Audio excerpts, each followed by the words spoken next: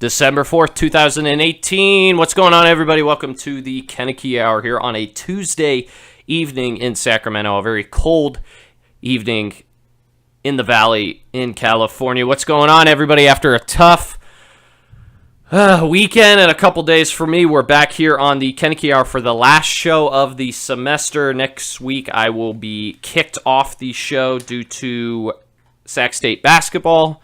I might be calling that game, might not, but as for the Koeneke Hour, this will be the last week of this semester. Welcome to a passionate, heated, incomparable, and at times a very inconsistent discussion about everything going on in the sports world. I want to thank you for tuning in to my friends and family down south, back east, and up here in Sacramento. What's going on, everybody? How's everybody's week going? Got finals coming up. That sucks. So it's actually kind of good that I don't have a show next week and that I get kicked off the air. But it's also not that good because I like coming here. But what's going on? I'm Nick Koeneke. Follow my Twitter at the Koeneke Hour. Koeneke spelled Koeneke. Follow my podcast on YouTube at the Keep Calm and Stay Offended podcast. Once again, this is the Koeneke Hour. On today's show, got a lot of NFL talk, got a lot of reaction from the Steeler-Charger game on Sunday Night Football. Got the usual Koeneke Rant of the week to start the show. Stop it right now. Later in the show, and some NBA talk for the second straight week. Got some NBA in here. Luke Maduno, who I've had on before from the university, or not the university, Gonzaga University. He's going to join me at 5:40 to talk NBA, everything going on in that sport. But what's going on? I'm in a really bad mood today. I don't know what it is. Maybe it's because it's cold. Maybe it's because the Steelers blew a lead to whatever their names are. And I don't know. Maybe it's because of finals. I don't know. I'm not in the best mood, so I'm going to be ranting and yelling and complaining and doing a lot of different things today. So I hope you bear with me. I hope you stay throughout the whole show. But if you can't, I appreciate the time. This is KSSU.com, the student-run radio station of Sacramento State. Let's start the show like we always do. And that's the Koeneke Rant of the week. And I think a lot of you know where I'm going with this. If you're familiar with me, if you're familiar with the show, if you're familiar with my podcast, I do a rant to start the show. And it doesn't necessarily have to do with sports. It doesn't necessarily have to do with, what goes on the field. Sometimes it has to do with just what's going on in my life, because I like to complain. And my mother doesn't like that at all. She's just like, Nicholas, you should be a little happier. Count your blessings, do this, do that. And I'm like, Mom, I'm an ill-tempered, you like to call it an ill-tempered 22-year-old. I like to call it that I'm passionate and I'm emotional, but she likes to call it that I have a temper. And I guess I'm using my temper to my advantage, because today I'm going to do something that I don't normally do. And I asked for friends for advice on it. I asked random people in my class who know exactly what I'm talking about. And that is complaining and reacting to a game in which referees, officials impacted a game in which the losing team should have won the game. And I'm going to get into the Steeler game later, so I'm not just going to complain about the refs. I'm not going to sit here and say that's the only problem, but it's worth mentioning how bad officiating has been in the last couple of weeks, and that culminated on Sunday Night Football. That came together on Sunday Night Football of how bad NFL referees lately and their officiating crews have been. And I don't think it's wrong of me to complain about the referees. I don't think it's wrong for me to mention it, because it was so evident on Sunday, not only on the Steeler game, in the Titan game, where they came back to beat the Jets, that was evident. The Cowboys a couple weeks ago, when they were on primetime, officiating is beginning to affect games negatively and affect the league negatively. And when is the NFL going to start holding these officials and their officiating crews accountable? This has to stop. Like all players, coaches, executives, owners, everybody that has to do with an organization, Why in the hell are officials not punished for their actions and their job, like their job? It's their job to officiate games. And when you make the wrong call, you should be punished. Someone answer that question for me. Why are officials not being held accountable? Why does the NFL do this? Why does most sports organizations, leagues, why does everybody do this? If this were any other profession and you did your job incorrectly, you would either be suspended, fired, fined, whatever. You'd at least get your ass chewed out. But these officials, they get to run around to each game every Sunday, and the NFL is like, okay, just do your best. It's like Little League. It's like your parents sending you out to Little League. Be like, okay, we practiced all this week about what you're supposed to do, how to hit the ball, how to throw the ball. But when you get out there, just try your best. If you don't remember, if you don't do it well, whatever. There were 3 missed calls in Sunday night's game. If you watch the game, you know exactly what I'm talking about. The false start on the Chargers' first touchdown pass. That was evident. Okay, that's early in the game. That ended up being a huge call, but there were others. Block in the back on a Chargers punt return for a touchdown. There's another missed call. And then obviously at the end, the field goal that missed. When you go back, not only is the long snapper twisting the ball, which is a false start, but also Joe Hayden, cornerback for the Steelers, also on special teams, was not offsides. These are big plays that directly affected the game. They aren't just a random holding call or a random, 5-yard penalty in the middle of the game when it's 2 scores or whatever. These are big plays that affected the outcome. They aren't ticky-tacky. Big plays. If you're going to hold the rest of your league accountable, as in players, coaches, like I mentioned before, why can't you fine, suspend, or fire these referees? 14 points were handed to the Chargers on Sunday. 14! Steelers lost by 3! How does this keep happening? Somebody tell me, why isn't the league holding their referees accountable for their job? It's a job. It's not like they do, it's not volunteer. Okay, it's a job. And if you did this poorly in any other profession, you would be fired.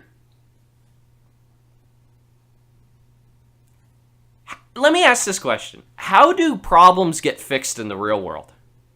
That's an honest question. It's through criticism, right? Constructive criticism. In a business setting, if there's a problem, you get together and you talk about it. You talk about it, maybe you fire a couple people, maybe you replace a couple people, you demote somebody, whatever. In the real world, problems get fixed when you take action. But no, the NFL doesn't want to criticize their refs. They don't want to punish their refs. And guess what?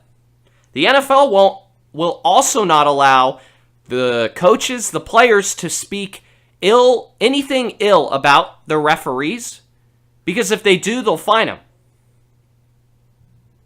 That just blows my mind.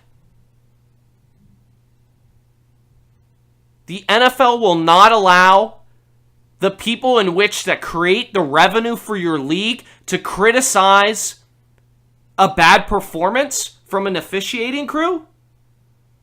And you're going to fine them because they think they got something wrong when the rest of the world is agreeing with them?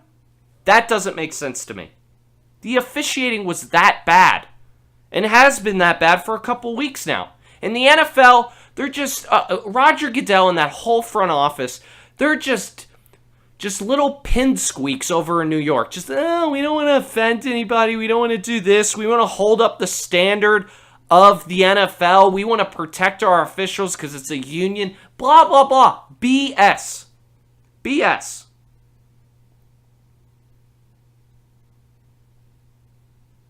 The NFL and their officials might be the worst I've seen in any league in a long time. I don't like to complain about referees. I don't, because we all got to deal with them.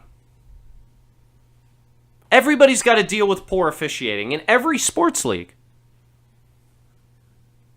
But when it's so blatantly obvious in a game, you have to mention it. And guess what? You've got to take some sort of action. And if you're not going to do that, then you're going to hold no credibility in your office. Hint, hint, Roger Goodell. That's why nobody likes you, Roger. Because instead of, holding your officials accountable, holding your players accountable when they break the law or do something wrong and you let them back in your league, we'll get to that later. You want to talk about, we're going to raise money for this or do this, or we're going to change the rules, we're going to do this to better our league. Why don't you look, how people better themselves? You know what I've learned being 22 years old on this earth, on this planet, alive, is you don't blame other people for your problems. And if you want to fix things, if you want to better yourself, if you want to better your attitude, your work ethic, your personality, whatever, you want to become a better person in every stage of your life, guess what you do? You look inside, you look on the interior, you look at what you're doing, how you're acting, how you're performing, instead of looking at somebody else. The NFL wants to go out and blame other people and put the problems on their players and their leagues and their team and stuff like that. Instead, they don't want to look at themselves. They don't want to look at their own employees and think, okay, well, maybe it's us. Maybe it's our problem. Maybe we should do something about it. Maybe you get what I mean? You get what I'm trying to say? The NFL doesn't hold itself accountable. And that's why the NFL is always in trouble in the media and on the news with its, whether it's cheating, whether it's domestic abuse, whether it's players breaking the law, whether it's controversy after games. It's nonstop with this league. And you know why? Because they don't hold themselves accountable, they don't look inward, and they don't want to fix their interior problems. They want to blame it on other people.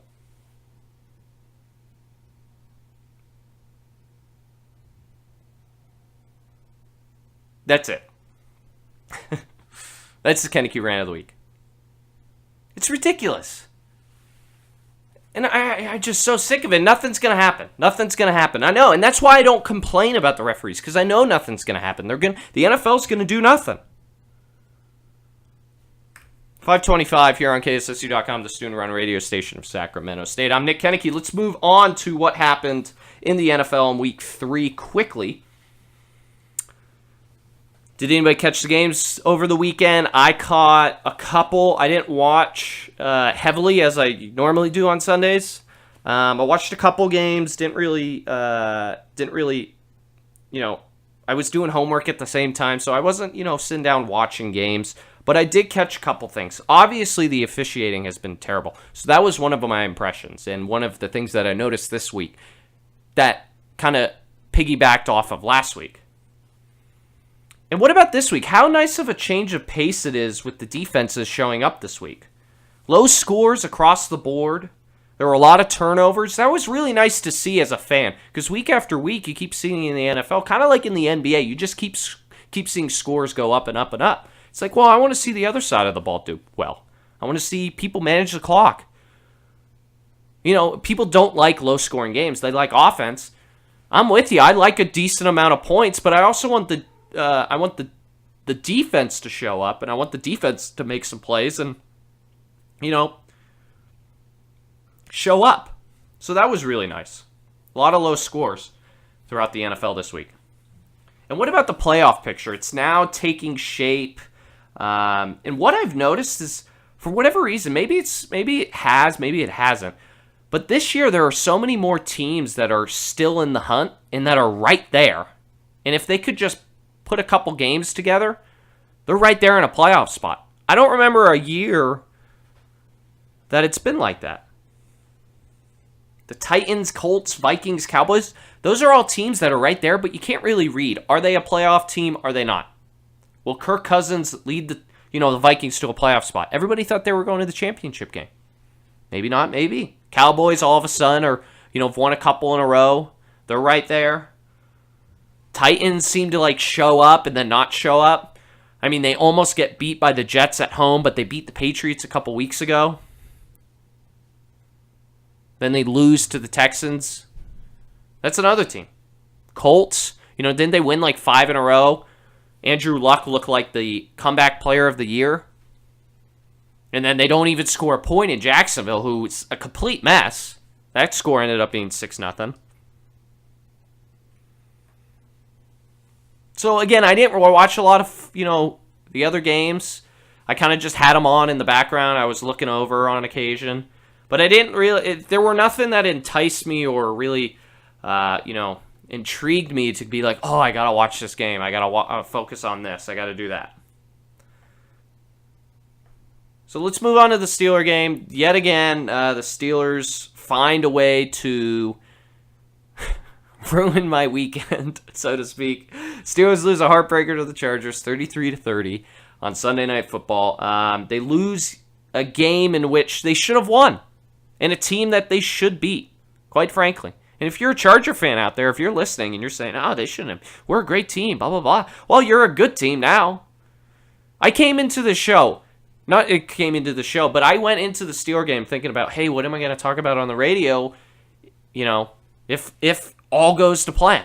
I was going to talk about how the Chargers are fake, they're frauds, they haven't played nobody, they don't, they can never win a big game. Guess what? They did. So you got to give them credit. After obtaining a 23-7 lead, the Chargers somehow come back. They outscored the Steelers 26-7 in the second half. And won the game with a field goal with no time on the clock. So they stole a victory at Heinz Field. Something that's never happened in the history of Steeler football is having a 14-point lead at halftime at home and end up losing the game. That's the first time that has ever happened in the history of Steeler football. So here are my 3 takeaways that don't have to do with the refs. So I talked about that at the beginning of the show. I wanted to complain, I wanted to mention, I thought it was worth mentioning the poor officiating in the game, but that wasn't all that took place. That was up there as one of the top takeaways, but besides that, I've got 3. Mike Tomlin, Big Ben, and that offensive staff and players has become weak, anemic, and wavered. And I'll explain. Steelers are the only team in the league that can have and will beat the Steelers. I'll explain that too. And then the Steelers have a serious identity issue. Mike Tomlin, and I want to start with the first one. Mike Tomlin, Big Ben, and that offensive staff, let me repeat, are weak, anemic, and wavered. Here's what I mean by that. What has happened to the commitment to the ground game? The ground and pound, the toughness, the Steeler tradition of running the football, playing good defense. Steelers have been able to do that in past weeks. Especially during that, a 5-game win streak, 6-game win streak, whatever it was. Running the ball, controlling the clock, and making the defense, feel your will. Making the offense, as a defense, making the offense feel your presence. That's what they were able to do. The Steelers have had a non-existent running game in 4 straight weeks. They haven't rushed for more than, I think, 65 yards in 4 straight weeks. 4. What has happened to the Steeler offense and the identity? Like I said, I'll bring that up later. But what has happened? And guess why the Steelers have lost 2 in a row? It's because the offense has no idea what it's doing. It's lost its mojo, it's lost its confidence, it's lost its identity. When the offense struggles, which they did in that second half, they played pretty darn well in the first half, but they really struggled in the second half. When they struggle, it directly affects special teams and defense. Guess what? The defense gives up 33 points. Special teams gives up a punt return touchdown. I've been saying that for weeks now. I keep repeating myself, and it bothers me because they don't fix the problem. So for those of you who, watch the game or know what's going on with the Steelers, who like to blame the defense, that's what the trend is with Steeler Nation. They like to blame defense.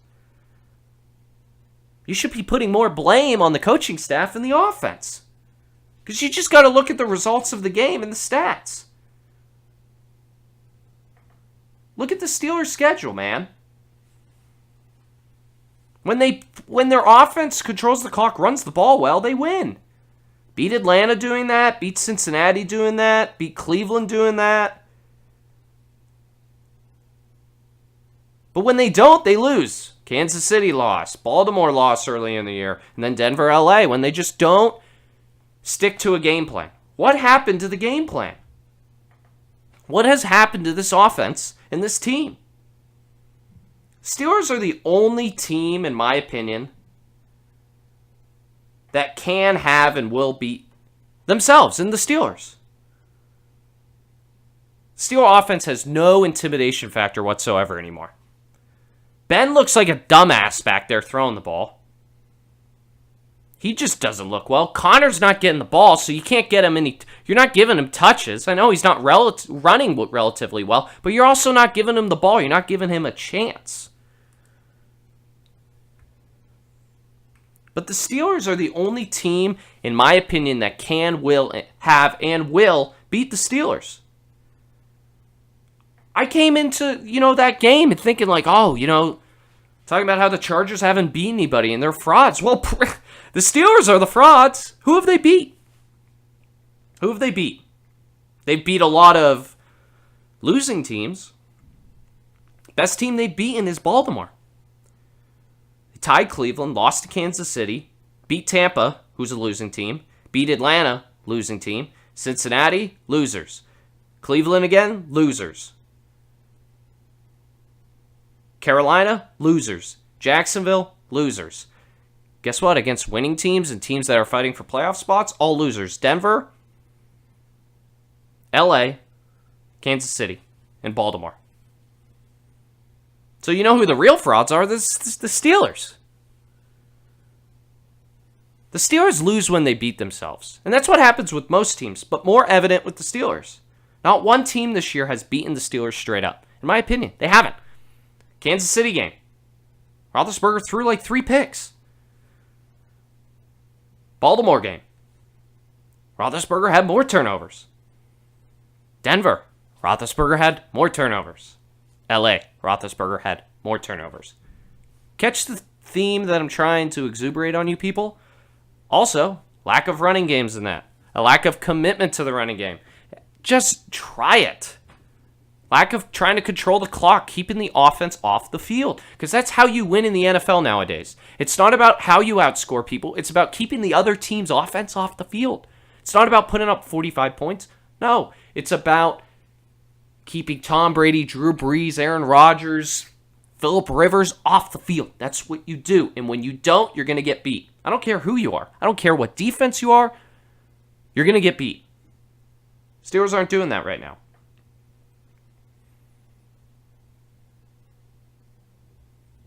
When the Steelers play their game, stick to their game plan, impose their will, they win games. But when they don't run the ball, they don't create turnovers, and then on the offensive side, turn the ball over, team loses. That's a recipe for loss.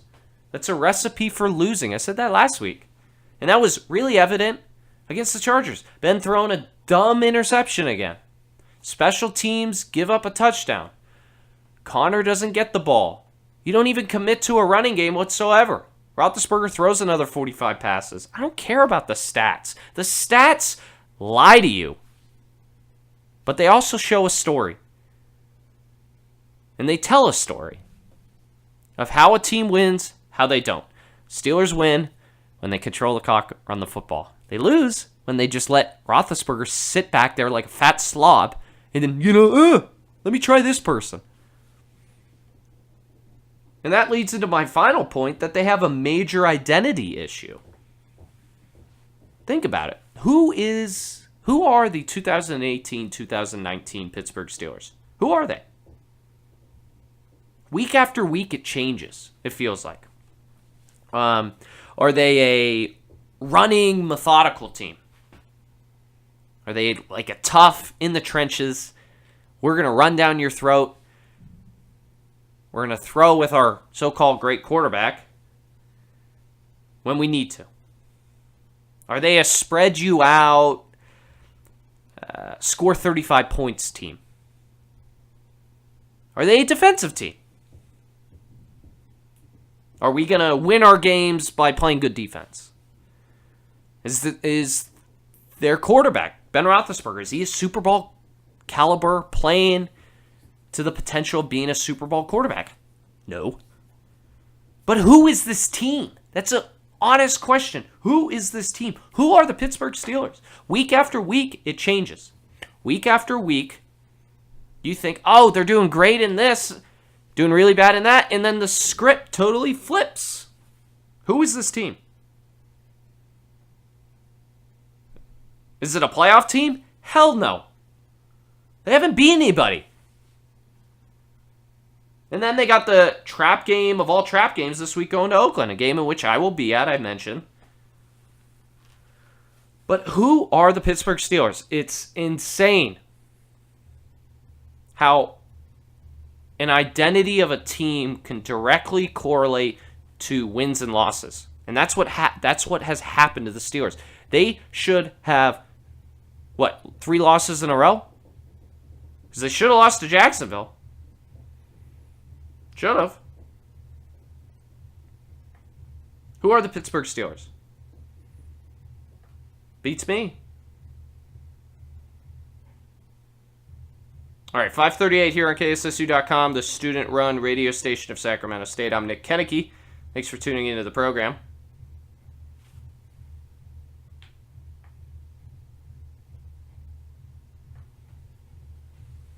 We're going to have Luke Meduno come on in just a bit with some NBA talk. He's going to talk everything in the NBA. Luke Meduno from Gonzaga University. He's going to join me next to talk NBA, and then we're going to talk a little NFL, coming back with some Kareem Hunt discussions, and then some college football. Don't talk a lot of college football. Going to talk about it today. I'm Nick Koeneke. Follow my Twitter at the Koeneke Hour. Follow my podcast at the Keep Calm and Stay Offended podcast on YouTube. Luke Meduno joins me next. This is the Koeneke Hour. 5:42 here on KSSU.com, the student-run radio station of Sacramento State. Welcome back to the program, a 2-hour sports program here on KSSU.com. I'm Nick Koeneke. Follow my Twitter at the Koeneke Hour. Also follow my podcast. That's on YouTube. All right, Luke, let's talk starting in the West. I usually like to start in the West just because it's a little more interesting before we head to the East and your Boston Celtics. So the West is really tight up top. You got a lot of random teams up there, but you got to also, when you look at the playoff picture 1 through 8, there's a lot of teams that are either tied or within a game of one another. So what do you kind of make of the West right now? I know it's early. I know there's a lot of games to play, but is there anything that intrigues you about the West right now that we might be talking about later in the year, closer to playoff time? Yeah, there's a few things. Obviously, I think it's a little too early to call it, some of the weirder teams up at the top, like the Clippers. It's a little too early to call them to be a playoff team. But I would say the Nuggets are a storyline that we might be talking about all season, really. I think Mike Malone, the coach, is a very solid guy up there in Denver. And, their players have made significant developments every year since, they drafted him. Jokic looks like an early MVP candidate this year. He had, 35 right, and 15 the other night. He's looking very solid, along with Jamal Murray as well. So I think that's a storyline that we might be looking at later down the line in the season. They're doing so well early as well. Real quick. The team to talk about in LA is not the Lakers right now. It's the Clippers, who are somehow, playing really well. Do you make of anything about that? They're not getting the attention, but they're right up there with, I think they're the 2nd seed right now. I can't be totally sure, but they're playing really well. What do you make of that, real quick? They're tied for first actually right now, which is incredible. I think they're one of those teams that will sputter out. They just simply don't have the talent this year, other than Lou Williams, in my opinion. But they do have some good building blocks with Shai Gilgeous-Alexander. He's looked pretty good, the Kentucky alumni. But I think I really don't think in the long run they have enough talent to stay up there with the better teams in the West. Now, before we move on to the Celtics, I want to stay in the West. We're going to talk a little Bay Area, and then we're going to talk a little Carmelo, starting with Mr. Anthony. Is there a place for him right now that he can fit, or is he going to kind of just be hanging out for a while? I think for a while, I think Carmelo will be unemployed for quite a while, in my opinion. I think Rockets were kind of his last tryout to prove himself to the NBA again. Sure. And, obviously that went terribly. They pretty much told him to get out. Right. And I think until there's like some major injury on a playoff team or, God forbid that happen, but injuries do occur, I think he'll be sidelined for at least a couple more months, in my opinion. So, say no injuries happen. It's nothing major where people start throwing around his name. Does maybe like a lower seed maybe pick him up, maybe to try just to make a run, do you think? Or is he just kind of like that, just such a negative impact on a locker room that late in the year and you don't want to switch it up? You get what I'm asking? Yeah, no, I do.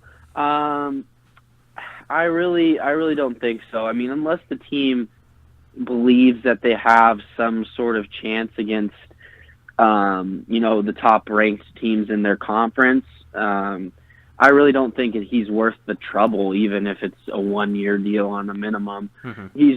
He leaves marks on your locker room that are tough to get out, and I don't think any 8 seed or 7 seed will be challenging the top conference teams. I mean, you're not going to see the Warriors or you're not going to see the Raptors or the Celtics go out in the first round. So I don't think so. Okay. So let's talk about impact in the locker room. So I entertained this question last week when I was talking NBA, and it's about the Golden State Warriors, and it's about, I know things have kind of settled down since then, but everybody knows about the Durant, Draymond, fiasco, right? Right. So I'm going to ask you the same question that I entertained last week. Is Kevin Durant, Draymond Green, or Steph Curry not being on the court, being injured?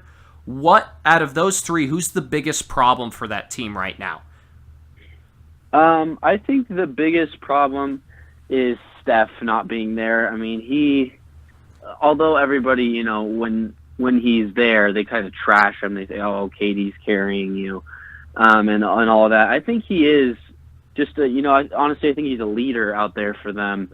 And without him, it's kind of, it's a little bit odd for them. It looks like their offense is it's a little clanky, to be honest with you. You see KD sometimes going ISO, and then you have Clay going ISO. Mm-hmm. Exactly. You don't see a lot of that when Steph's out there, and just Steph running behind screens and all that. It just makes your offense so much better. Yeah. And honestly, I think that's the problem. Yeah, I think I totally agree with you. I think people don't appreciate everybody likes to hate on the Warriors, but when you watch the Warriors, I feel like people lack the appreciation for the flow of the game when Steph Curry's on there. Yes, he makes these crazy shots, crazy threes, and everybody's like, "Oh, I hate Curry," right? But when you watch the players around him that don't have the ball, there's just a certain flow. You're just like, okay, they just keep the game going. But without him, it's kind of becomes stagnant, and it's kind of like a pinball machine if you think about it. Like, oh, they're just gonna pass it to Durant or whatever, and he's just gonna do whatever he wants with it, playing ISO. But I think people lack the appreciation. If you just like watching basketball, you lack the appreciation for how good they look going up and down the floor. Does that make sense? Right. And yeah, and I mean, and it's a night and day difference when you have Quinn Cook running your team versus Steph Curry. I mean, come on now. Yeah, that's like if we were at the Rec and you were the starting point guard, and then they decided to put me out there at the point. It's just not gonna work. It's just like I'm at the block and I can barely move, but I'll hit a hook shot occasionally. But if you put me at the point, nothing good's gonna happen. We're talking with Luke Meduno. Follow him on Twitter at LMeduno5. All right, let's move on to the Celtics. Tell me what's wrong with them. Oh man, it's a little scary because that question can't be really answered with one definitive thing. I mean, when you watch this team, it's something different every night. At the beginning of the year, it looked like the defense was really solid. I think at some point they were the best defensive rating in the league. That's dropped. They're like 20th now, and their offense is looking good. But even then, it changes every single game, even down to the quarter. You can see the offense sputter or the defense is lacking. And this is all not helped by, Jaylen Brown's having a really terrible year. He's shooting 25% from the three-point line, which is just unacceptable. And it's a little bit scary because it's something different every night, and that's hard to adjust to. So what's the fix? What's gonna, is it an individual player? Is it, maybe a team meeting? What do you think's gonna fix their problems? Well, as of late, last few games, they've won, I think, 2 or 3 in a row now. They're looking a little bit better, and I think a lot of that has to do with Gordon Hayward. And I think moving him to the bench was a wake-up call for him. I mean, a player on a max deal doesn't start on the bench. So I think that was a little bit of a wake-up call for him from Brad Stevens. And, the guy dropped 30 points the other night, and he's looked really well coming off the bench. So I think they'll insert him into the starting lineup again. I think Marcus Smart moving to the starting they're putting him at shooting guard right now, but I think he's been a great influence on the lineup. But I think Hayward's improvement and Smart's the starting position for Smart is the key there. Okay. So I know you got to run, so I'm going to make this last question real quick. Gonzaga University, you attend there, you go to the basketball games quite frequently. They're the top team in the country right now. Everybody remembers them taking down Duke in Hawaii. Real quick, is there a key for the Zags this season to, stay at the top? But what could derail this team, going forward, maybe derail them in the tournament? But what's key for them if they want to make a championship run? The key for them is just to finish off this pre-conference set of games with, you got to finish it strong because, tomorrow they're playing UW, which is, they're not ranked, but they're always a good program.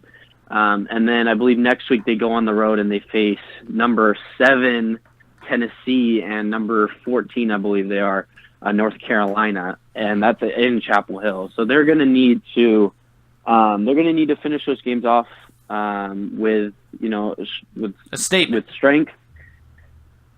And their conference is very weak, so they're going to need to not go on cruise control there. They're going to need to also finish that strong. So they're going to need to just stay focused this year, I think, and they shouldn't have a tough time, I think. Now, if they go undefeated in non-conference, you alluded to them playing not in a great conference, not in a very good.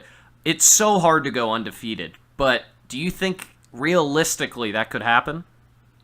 Yeah, I think realistically it's definitely a possibility. I think the only team that I think has any chance of knocking Gonzaga off in the West Coast Conference is BYU, and they're unranked this year. Mm-hmm. But St. Mary's got significantly worse, who was pretty much the only competition in this conference last year.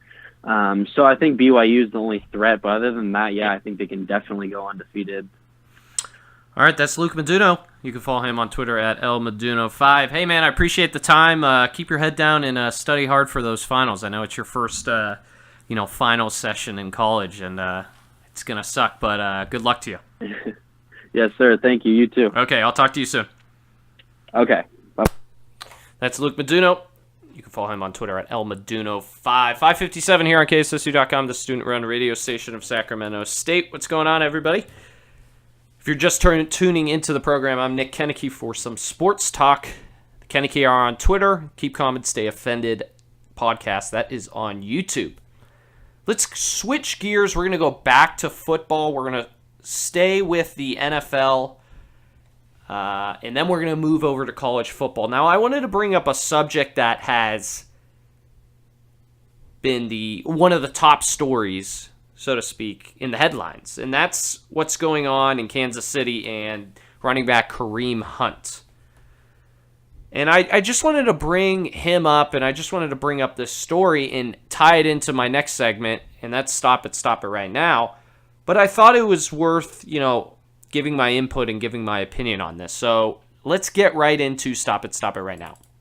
Stop It Right Now. I love that intro. I say it every week. But Kareem Hunt is the focal point in the subject of Stop It Right Now this week. And it also has to do with the NFL. I'm very upset at the NFL right now. I'm very, very upset with the front office, with what happened over the weekend. But I think this is an important part of history for the NFL. Everybody knows the story. Running back Kareem Hunt, there was a video that TMZ posted showing Mr. Hunt striking a woman, pushing her, whatever it was. I watched some of it. I didn't watch it all. But, it had to do with, domestic violence, things like that. So the Chiefs did a great thing in a lot of people's mind, including mine, and that's sending a message about what their organization will tolerate and what they won't tolerate. So that video was posted, and then a couple days later, they ended up releasing Kareem Hunt. And what people didn't understand at the time is that they thought he was released for his actions in the video. And then people started to understand, and things were reported that wasn't necessarily the only case. So everybody was talking about the act itself, the pushing, the shoving, the striking of a woman. But Hunt's departure has more to do with what led up to his dismissal. It wasn't the video that was surfaced. It was what happened like 6 months ago. And if you're not familiar with this part of the story, let me clue you in.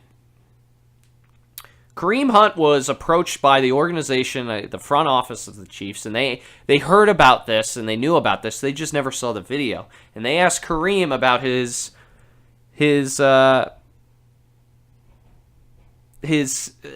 what happened, his account of what happened. And Kareem came out and he said whatever he said, but it didn't line up and it wasn't transparent with what the video showed. So when the video was surfaced, the organization saw it, and the organization was like, wait a minute, this guy lied to us. Everything he said wasn't necessarily truthful. Wasn't necessarily the truth. And now this video is showing a different side of the story. So the guy basically lied to the organization. If you're not familiar with the story, the guy lied, and that was one of the reasons why he was released. Would have he been released if the organization, if he didn't lie? Who knows? Who knows if he was going to be released? We would never know. People like to think that he still would have been released based on what the video showed. But this is an important part of history for the NFL. The Chiefs did a great thing. They acted upon it. They were right. They did it in a short amount of time. They were like, we're not going to tolerate this. You're a star player. You're an up-and-coming player. We don't care. We don't like what you did in the video. We also really don't like that you lied. So we're going to release you. You're fired. Now it's on the NFL. Kareem Hunt is currently on the commissioner's exempt list, which means he is not allowed to practice or play. So Kareem Hunt was also not claimed off waivers when he was released. So he's not even on a team. And even if he was on a team, he wouldn't be able to participate in any activities with the team. We'll see in the future. Maybe he does get picked up. But for right now, he's not. And that's why right now it's important. It's important more than ever for the NFL. So stop it right now with the mantra that are like, the NFL's doing the right thing about putting him on the exempt list. That's fine. We'll see what happens later. No, That's a good start. But there's more to do. The NFL has a chance now to kind of not right all the wrongs. That's not the saying I want to use, but patch things up with, its players in the community and how they're perceived by the media and the rest of the country. As a league, they have a chance to make the right call right now. They have a chance to do what's right. They have a chance to set a precedent that has never been set in this league, that's been lacking, that people have been calling for. To make its leagues and its players look better, have a better face to society. And what I mean by that is it will show the country that you will not stand for this behavior, nor the people who participate in that type of behavior. And that means just not letting Kareem Hunt play again. I'm all for people getting second chances. I'm all for people who make a mistake. They acknowledge that they're wrong. They're apologetic. They know they did something wrong. And it needs to be fixed. And they won't do it again, things like that. I'm all for that. But right now, and Kareem Hunt, again, he did a bad thing, whatever. Not whatever. That's not what I mean. He did a bad thing. My first thought was, okay, give him a second chance after he's been disciplined, been apologetic. But Kareem Hunt's actions have the time in which those actions took place is kind of screwing him. It could not. But the NFL has a great opportunity to set the precedent that we are not going to stand for this behavior, and this guy is never going to put on one of our 32 teams' jerseys. He's never going to step foot in a facility. He's never going to step foot on the field. Whether Kareem Hunt deserves a second chance or doesn't, the NFL has a great opportunity. I'm not saying it's going to happen. I'm not saying it's not. But they have a great opportunity to start looking better in the eyes of the beholder, in the eyes of the fans, the eyes of the society, the eyes of media. The NFL did a great job in putting him on the exempt list. But they've done that with other people. So enough saying stop it right now, saying that's, we'll figure out the details later. No, it's now, right now. The more time you give and the more time you let this simmer, the less of an impact your choice is going to make, especially if it's the right choice. And the right choice, in my opinion, is to never let this guy set foot in your league again. Because of the point in history. If you said this a couple years ago, whenever, I might not have the same opinion. But right now, the NFL has a great opportunity to start over with this kind of stuff. Start over with this misconduct off the field with its players. And a great opportunity to discipline a player in which there is no return, to show your future generations of fans, players, coaches, whoever, that we will not stand for this.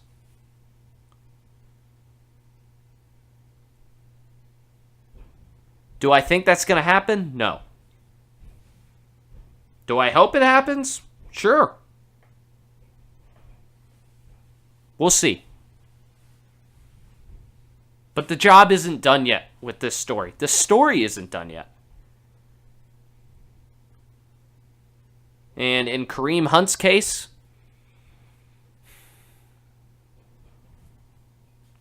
I don't know. I don't know.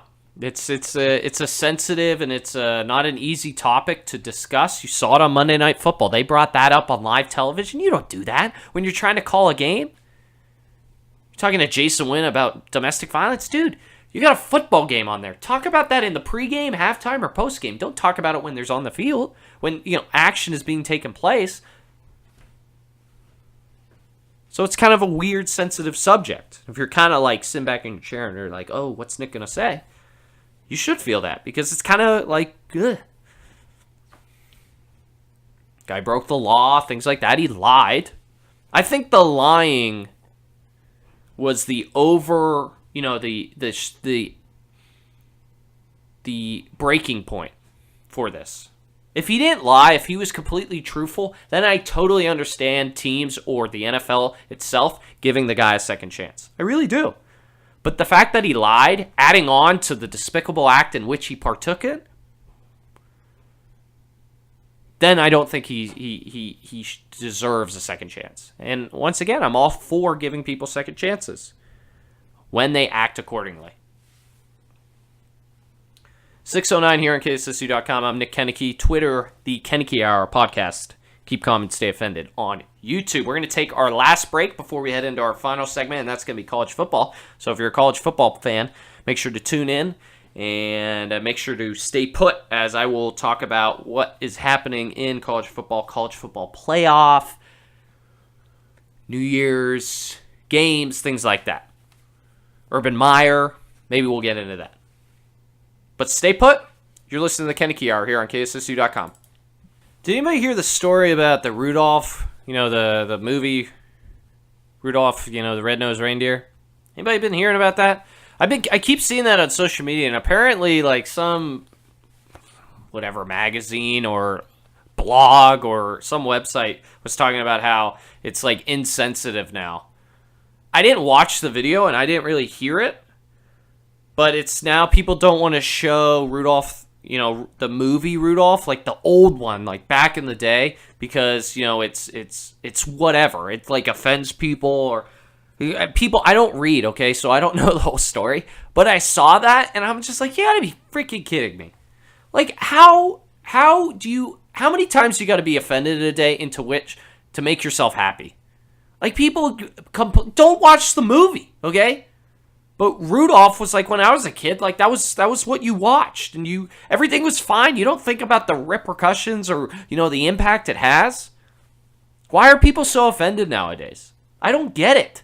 I just don't get it. You gotta complain and complain. Granted, I complain, but you gotta complain and complain and complain that somebody said something you don't like, so you gotta go blog about it, or you gotta complain about it, or you gotta approach the person and say, "Hey, can you take what you said back? Because that really offended and hurt my feelings." It's like, okay, here's an idea, tough guy. All right, why don't you just step away and either like not talk to the person, or watch the video, or follow, or associate yourself with that person. If it bothers you that much, why do you keep going back to it? Because you think you're trying to, protect other people, or you're looking out for other people's interests? Nobody gives a damn what you think. Or that you're trying to protect our feelings. Like, we're going to think the way we think. So this whole Rudolph story is just blowing my mind. It just doesn't make sense to me at all. It doesn't. Why are people so offended nowadays because of what? It's just another excuse for you to get what you want. Like, here's an idea. You're not going to get what you want in life. You're not always going to get. Sometimes you're going to get, sometimes you're not. But for people to consistently go out and complain, it's just exhausting. Like, it's one thing to complain about something like I do, okay? Like, random things that don't really matter. But to be offended and find things insensitive, well, go away. Just push that out of your life if it really bothers you that much. Push that person out of your life. Push that video. Push that follower. I don't care. It's something. Golly. It just doesn't make sense with you people. 6:15. December 4th. Last show before the end of the semester. So I will not have a show for a while. So make sure you tune into my podcast, the Keep Calm and Stay Offended podcast on YouTube. In the meantime, until next semester, until January. I will not have a show until January. It's a long time. So I hope you tune into that. I hope you follow that. Give me a subscribe on YouTube. Last segment of the evening, last segment of the year, if you think about it, of 2018, last segment. And I'm ending it with college football, a topic in which I don't think I've discussed once this year. I've discussed college football. I haven't made it a segment. And I thought this week it was proper to talk about it because now there's the college football playoff. Everybody's in a bowl game. There's too many bowl games. Let me put that out there. Way too many bowl games. But college football is now heading into its playoff season and its championship season. And the college football playoff, everybody likes to talk about how much they love it and, how great it is for college and, making teams play one another and then play for the championship, like a play-in, kind of, like the March Madness type thing. But the college football playoff, in my opinion, has significantly not ruined college football, but it's impacted negatively that some people don't see.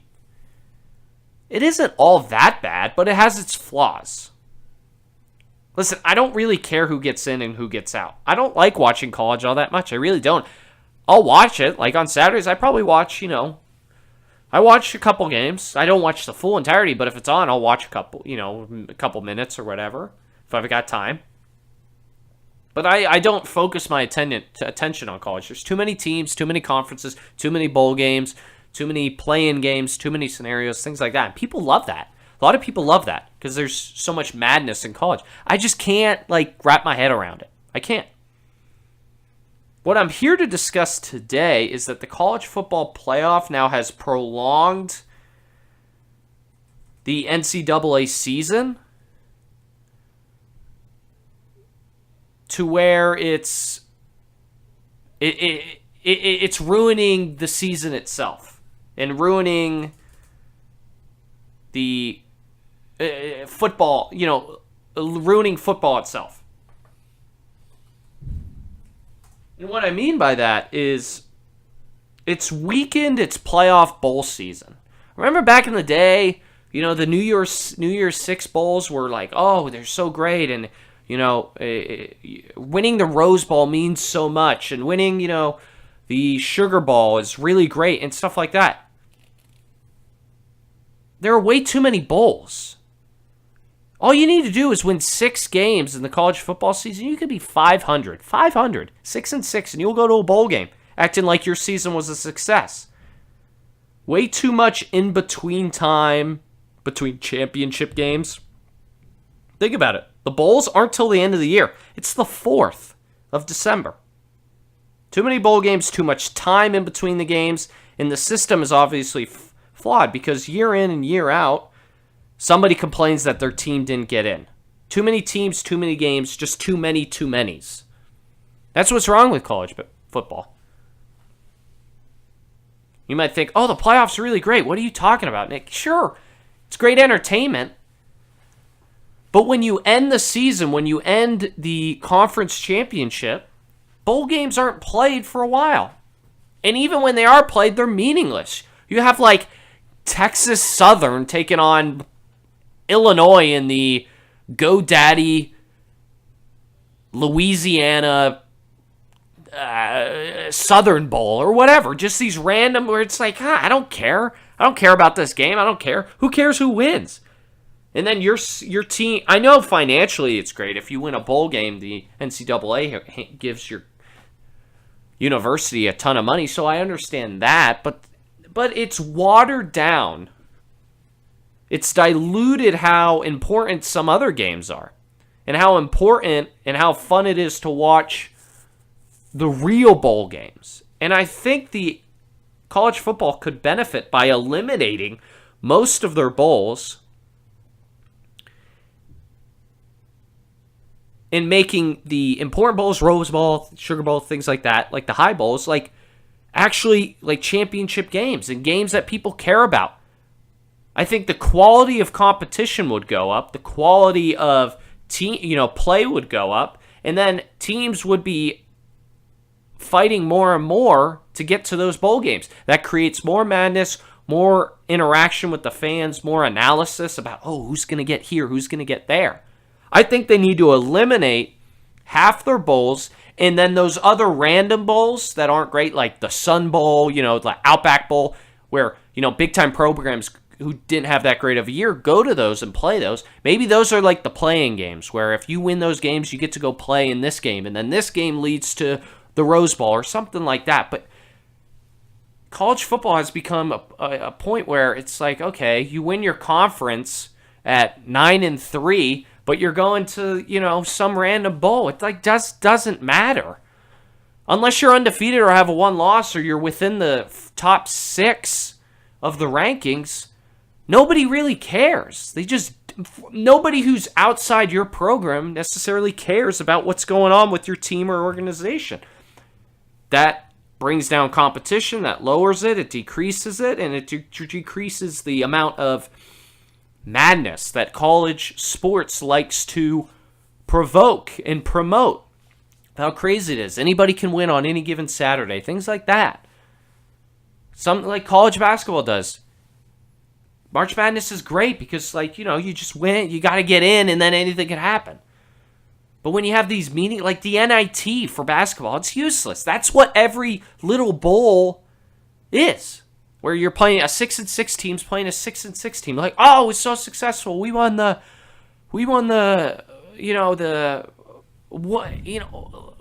whatever, but the Butthole Bowl, whatever it is. Oh, the North Canadian Toronto Bowl. Like, who cares? Seriously, who cares? So that's my college football talk. That's what I'm going to end this year on, is that. I'm Nick Koeneke. Thanks for tuning in to the program. Going to end the show a little shorter this week, like I've been doing in the past weeks. But thanks for tuning in to the program.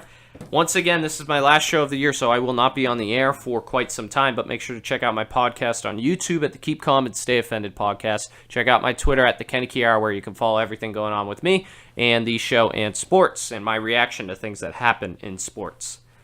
To all my friends down south, back east, up here in Sacramento, all of my family included, thanks for tuning in to the program. I'm Nick Koeneke. I will not be back next week, but I'll be back here on KSSU.com tomorrow as I broadcast Sac State women's basketball as they take on the University of San Francisco. So check me out at about 6:45. That's our pregame show for tip-off. That's at 7. That's Sac State women's basketball against San Francisco, the University of San Francisco.